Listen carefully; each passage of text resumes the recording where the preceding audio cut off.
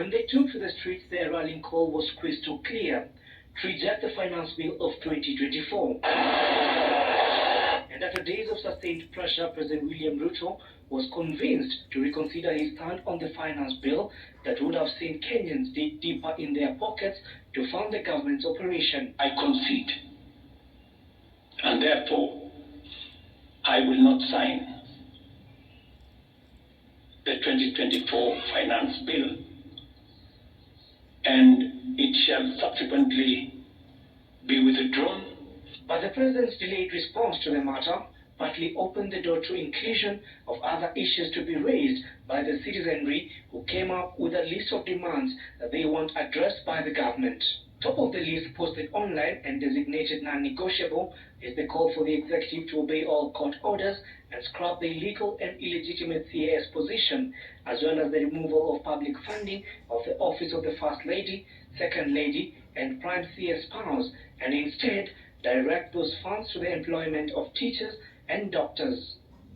Further, the list also calls for the scrapping of the housing levy, publishing of audited records on how the funds have been utilized, and refund for all contributors. The list also calls for the immediate firing of all government officials with criminal records and integrity issues, while being advised to constitute the IEBC within the next 30 days and employ GSS teachers and intern doctors. Although the president had announced austerity measures in his response, I am directing for immediate further austerity measures to reduce expenditure, starting with the office of the president, the entire presidency, and extending to the entire executive arm of government. More demands have been made for the reduction of members of parliament salaries and allowances, capping them at 200,000 shillings, insisting that MPs should not earn more than doctors, as well as restoration of the school feeding program. To curb wastage, the list advises that all government officials should use government vehicles, trains, and aeroplanes, with the final demand being that the president resigns from office. Sisi tunajitokeza ili kuweza kusaidia yule mtoto wetu, kizazi kijacho na kizazi wajukuu wetu na watoto wetu. Things are happening that are really frustrating us, that are affecting our family. We have been in school and everything is happening in our life. We have done very many degrees, we have done very many diplomas, nothing is happening to our life, nothing is changing. Si ati finance bill kosa kupita, ataweza like tumepona completely. Still zile za zamani they should work on it. Vitu zinafaa zishuke bei, at least vitu zirudi chini. And as the government mobilizes security to ensure that the house on the hill is protected for Kenyans, their hope is that their demands will be addressed in the shortest time possible to restore calm and normalcy across the country. Jimmy Mbogo, Citizen TV, Nairobi. Coming less than a week after President William Ruto pulled out of the Global Peace Leadership Conference that was scheduled this week in Nairobi. Cecil Alec reports. Started with an invitation card for a fundraiser for the completion of the Lavington United Church circulating online. First Lady Rachel Ruto was slated to grace the event aimed at raising funds for completion of the sanctuary, with the invitation reading in part, "The pastoral team and church leadership cordially invite you to a fundraising event to complete our sanctuary on June 30th, 2024 from 10 a.m. at Lavington United Church. The chief guest will be Her Excellency Mrs. Rachel Ruto, the First Lady of the Republic of Kenya. Your presence and generous contribution will be highly appreciated." However, the invitation enraged a section of Kenyans who warned the church leadership against hosting the First Lady at the event. A text message from one of the aggrieved persons reads in part, "Good evening, Reverend Mutahi. I am the person who started the campaign to get rid of politicians from the church pulpit in Kenya. I see you have invited Mrs. Rachel Ruto to your church for a fundraiser. This message is to notify you that we are coming for the fundraiser. God bless you."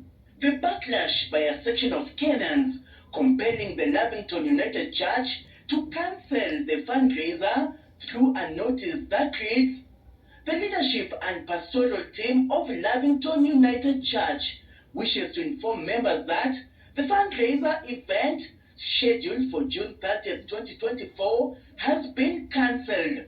The cancellation coming moments after the Anglican Church of Kenya, Diocese of Eldoret, SK St. Matthew's Cathedral, cancelled a planned fundraising event scheduled for Sunday 30th June for the completion of a perimeter wall and construction of a Sunday school church. A number of leaders, including politicians, had been scheduled to attend, according to a poster shared online. This as President William Ruto pulled out of the Global Peace Leadership Conference scheduled this week in Nairobi.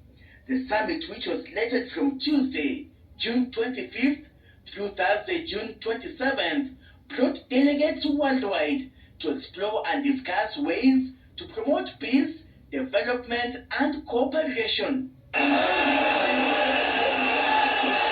Among the demands by protesters is the barring of politicians from making use of religious installations for political advancement.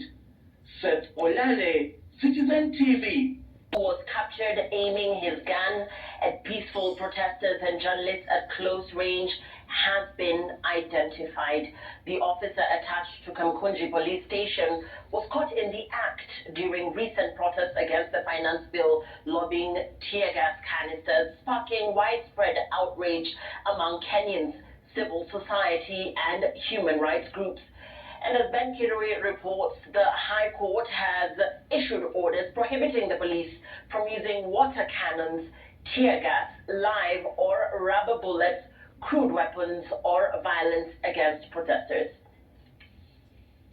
This is the face of the rogue police officer who has sparked outrage among Kenyans for his brutal actions during the recent anti-government protest.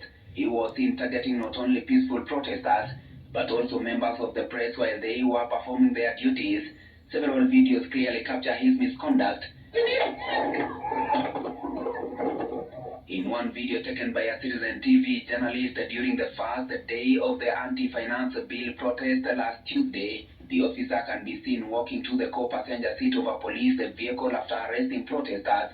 He then launches a tear gas canister at journalists before entering the car, injuring a freelance journalist in the stomach. Again on Thursday during the protest,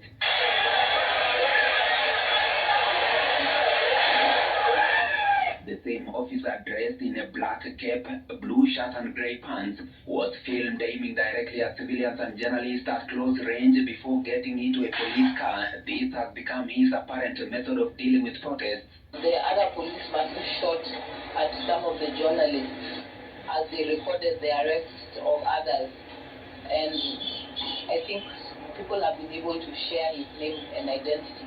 Will be taking legal action against that particular officer. This officer is not alone. Militia like plain clothes police officer in masks using a maroon vehicle have also been fingered.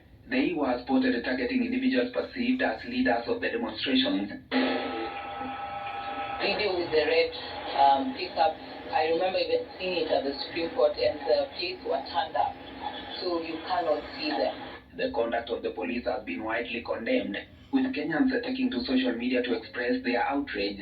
The Law Society of Kenya, through its president Faith Odhiambo, has termed the conduct unacceptable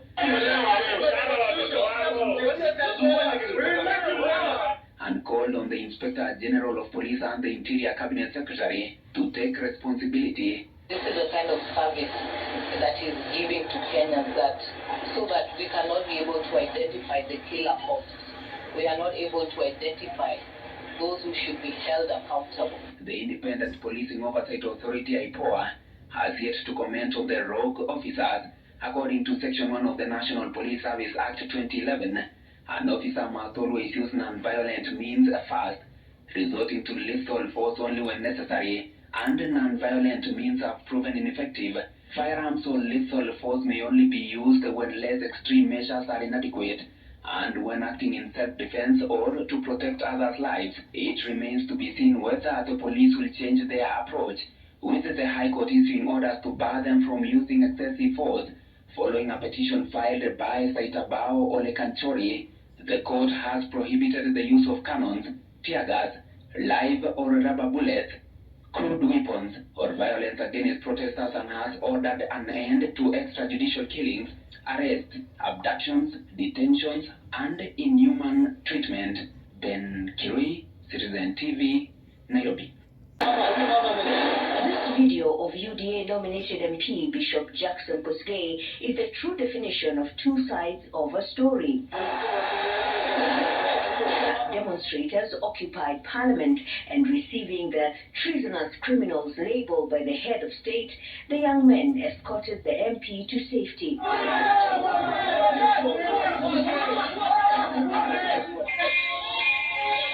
The MP narrates how they were left to fend for themselves as their colleagues scampered for safety when the occupation occurred. Within a twinkle of an eye, we hear that our young men were already coming through, and everybody now were looking for an escape route. Unfortunately, where there is what we call an evacuation route out, is not friendly to the users of wheelchair, and it was getting worse. And then we chose with my sister, Honorable Rose Museu, who is working on crutches. We made a choice to face the young men. We stayed in what we call the private members' lounge. But when the young men found them in their fortress, they looked at me and they said, "We know you, you are a good man, and we want to request that you allow us to escort you out of the building, because what might happen any time from now may not be good for you, both of you. But we are not bad people. We are only agitating for what we think and we believe it is our right." And they walked us out. They didn't stop at the exit before scampering off to safety. They asked me where I want to go, whether I needed a Uber or something like that. I said, "No, just lead me to that corner," because I knew it was not safe outside.